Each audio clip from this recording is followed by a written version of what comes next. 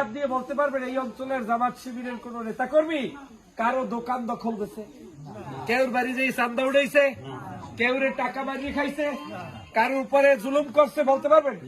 না আসতে কোনটা কি বলতে পারবেন?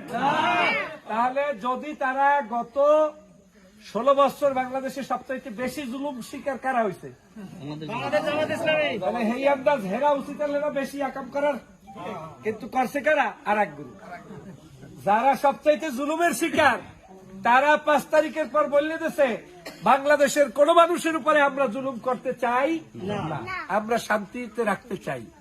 অতএব মার্কা একটা লাগে দাঁড়িপাল্লা।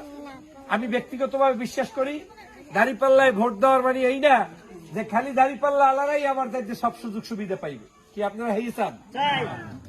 আপনারা চাইতে হইবে দাঁড়িপাল্লায় ভোট দেবেন ঠিকই, কিন্তু দাঁড়িপাল্লার শত্রুও যদি গরিব হয় তার বাড়ি আপনার আমানত পৌঁছাই দিতে হবে।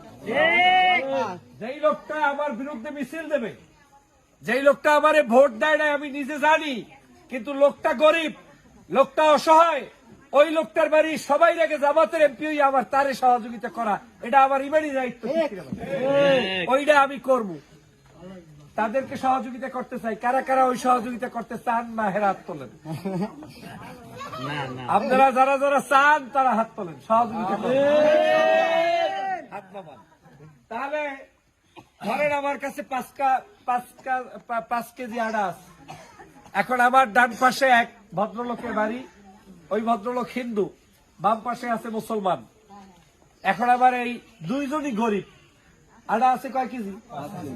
এখন এই 5 কেজি তো মাশাআল্লাহ আল্লাহর নাম লইয়া তাহাজ্জুদ পড়ে মুসলমানের বাড়ি দিয়ে আসবো নাকি? কি করব? ভাগ করিয়া হিন্দুর বাড়ি অর্ধেক, মুসলমানের বাড়ি অর্ধেক দিয়ে আসতে হবে। এটার নাম কি? ইনসাফ। এটার নাম কি? ইনসাফ। অতএব এই ইনসাফ সাম্য কায়েম করার জন্য আমি এই জায়গায় দাঁড়াইছি।